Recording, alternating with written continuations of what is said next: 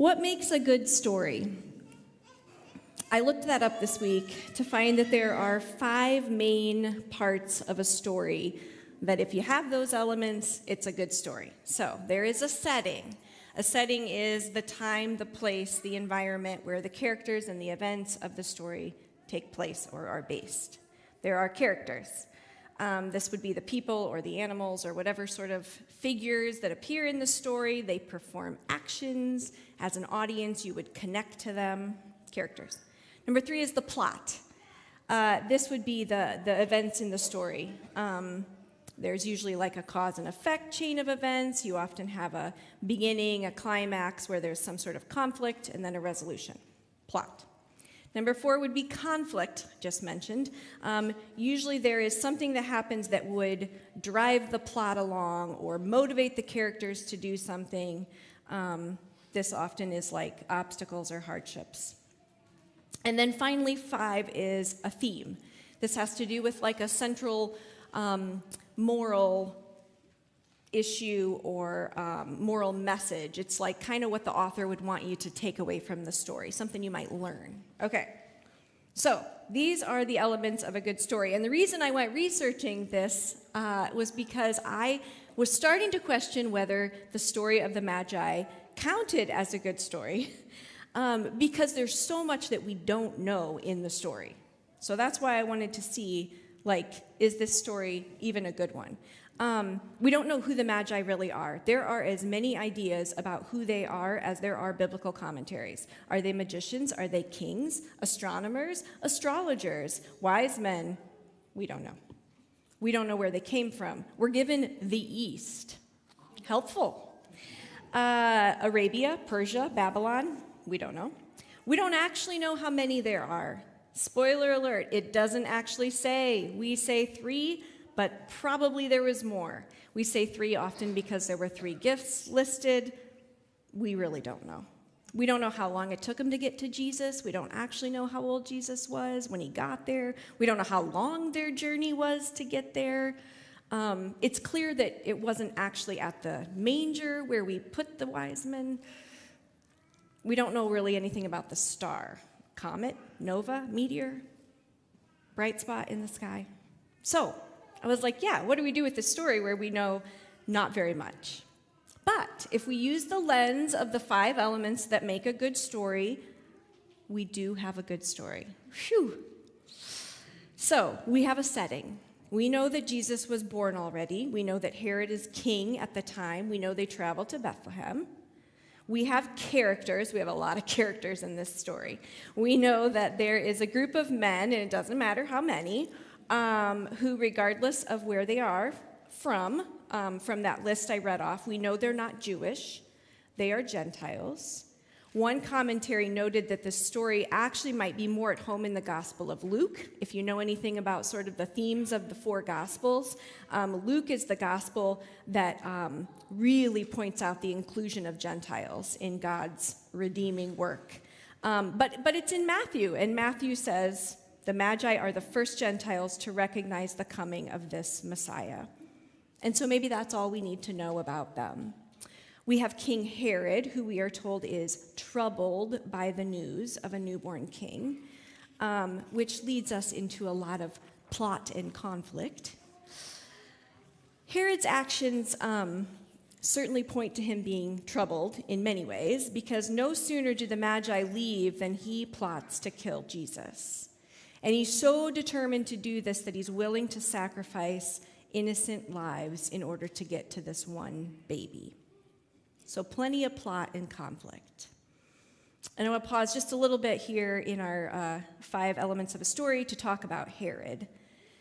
There's an article called Putting Herod Back into Christmas. It was written by Joy Carol Wallace, and I just want to read a little excerpt from that article. She says, Herod recognizes something about Jesus that in our sentiment we fail to see, that the birth of this child is a threat to his kingdom, a threat to that kind of domination and rule. Jesus challenges the very power structures of this evil age.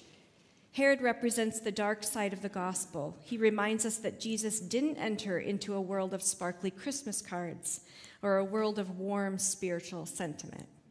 Jesus entered a world of real pain, of serious dysfunction, a world of brokenness and political oppression.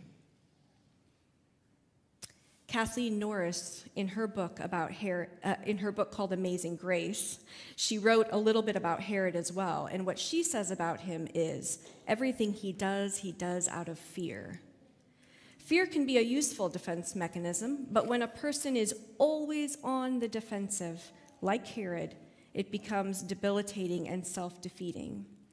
She said, "To me, Herod symbolizes the terrible destructions that fearful people can leave in their own wake if their fear is unacknowledged, if they have power but can only use it in furtive, pathetic, and futile attempts at self-preservation.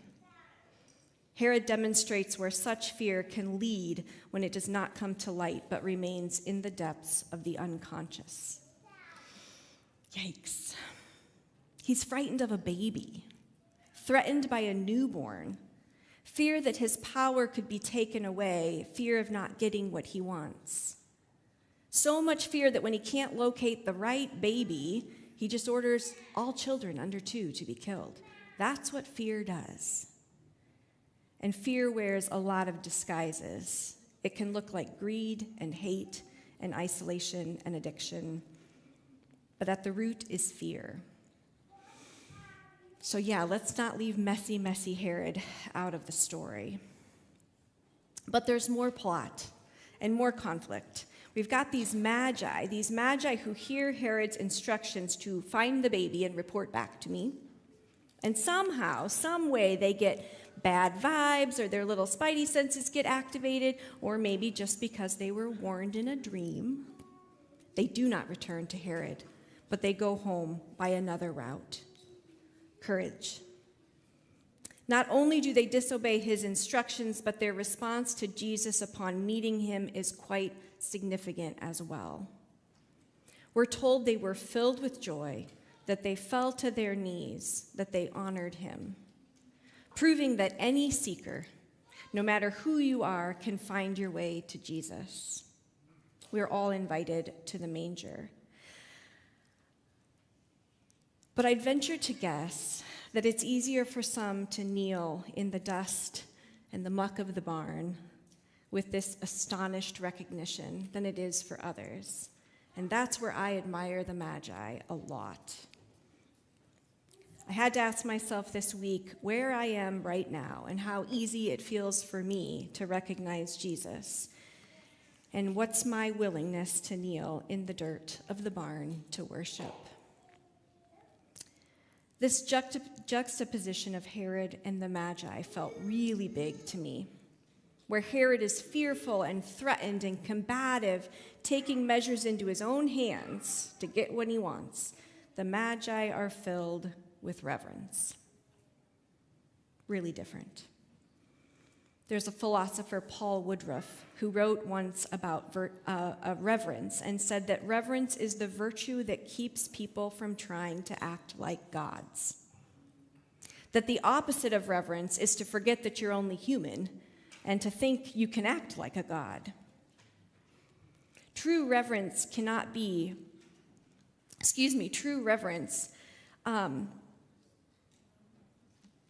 anything that human beings can make or manage by ourselves. Reverence is this recognition of something greater than self, something that's beyond human creation or control, and often that transcends our actual full human understanding. Reverence stands in awe of something. Someone else who speaks about reverence is a pastor and author, Victoria Lures. She does a lot of wild church, which we experienced a couple summers ago. She says it takes a slower pace to experience reverence. Reverence is slow and intentional. It allows awe to fill your lungs and bring tears to your eyes, and it floods your bloodstream with extra oxygen and energy. And so I started thinking about the new year. So many people start off the new year with a bang. We've got goals and resolutions and aspirations, and this year I'm going to fill in the blank. And I wonder if there'd be some of you who'd want to do the opposite with me this year and start the year off slow. The Magi made a slow journey to Jesus, and I have to wonder if this slow journey allowed them to more clearly recognize Jesus and see Jesus with reverence. That the only response that was appropriate, or the only response that came naturally in that moment, was to get down on their knees and adore this child, God with us. They just couldn't help themselves. So what would it look like to take the month of January not to start off the year with a bang, but to slow down and make room for reverence? I just wrote in my January monthly newsletter to our small groups that will hopefully get sent out this week that there's a good reason that bears hibernate in the winter and that flower bulbs lie dormant in the cold. And perhaps we should be more like the bears and the bulbs. With a slower start, might we be able to better locate the light?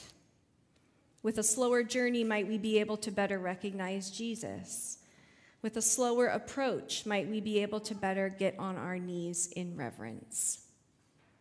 What if on January 1st, you don't write a goal, you just light a candle?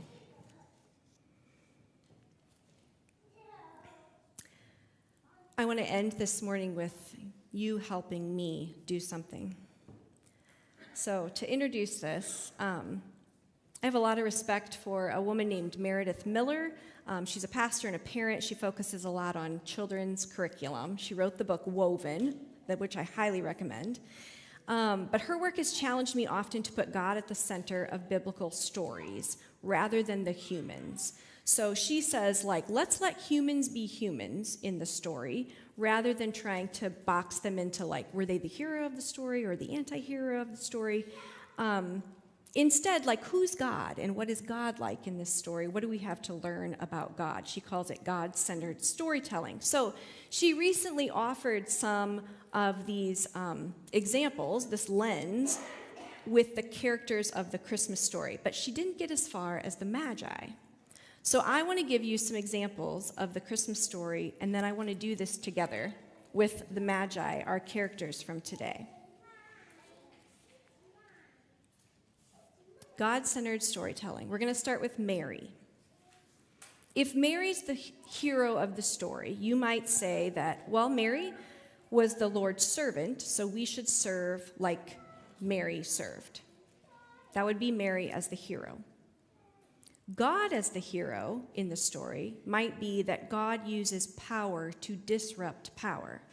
God could have come to Joseph, given that the culture gave more power to men, but instead God came straight to Mary, because God often uses God's power to challenge the way power works against.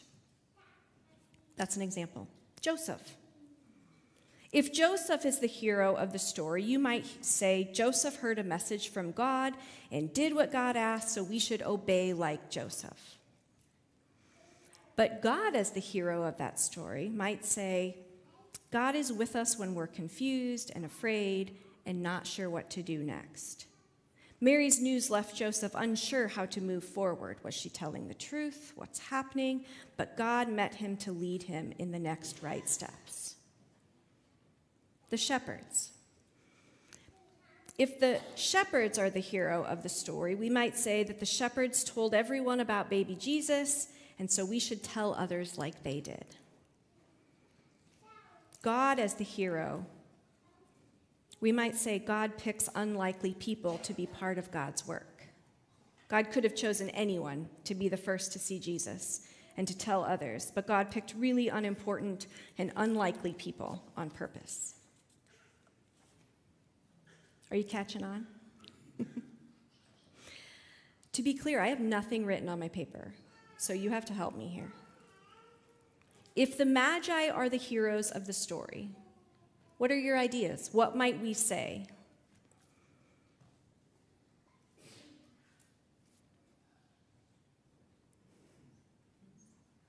It's important to find the power.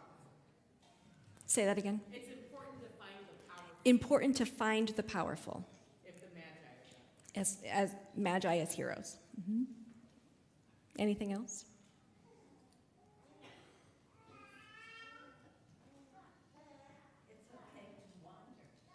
It's okay to wander. Doesn't matter where you start. Take the risk of trying something new. I missed that. Take the risk of trying something new. Take the risk of trying something new. Yeah. It's good. Trust and bring gifts. Extravagant gifts. Generosity.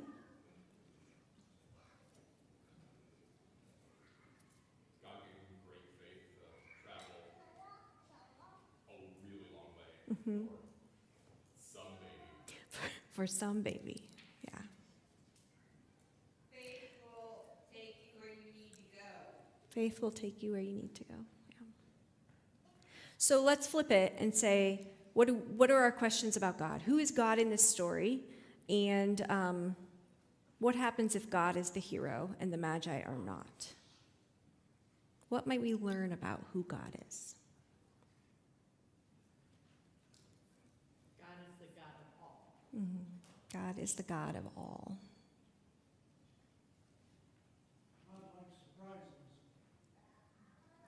Was that about God likes surprises for sure? Love that. God led them.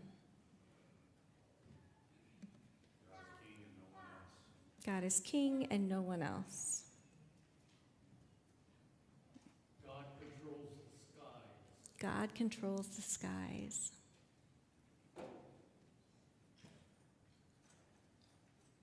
God has a bigger plan than a baby. God has a bigger plan than a baby.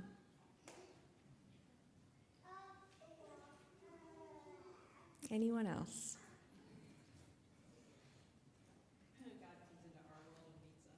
God comes into our world and meets us. I feel like this is a way more fun way to write a sermon than sitting in my office by myself. So thank you. Thank you. I appreciated Amy's children's story just because one of the things I wrestled with this week is when you preach around Christmas time, these stories feel, I want to put it in quotes, so familiar. Like we hear them and they become, it's almost like the meaning starts to, they almost become less meaningful in the sense that I think I know everything about them because I've heard them for 44 years. And so I love this like curiosity and wondering about the stories and the characters. So thank you for doing this experiment with me. It is my prayer as we end 2025 and we begin 2026 that we start the journey slow, that we recognize where fear might be weighing us down, where light may be leading us, where reverence is the only response, and when we might be asked to take a different way home. This is my prayer. I'd invite you to stand now, and we're going to sing with the music team.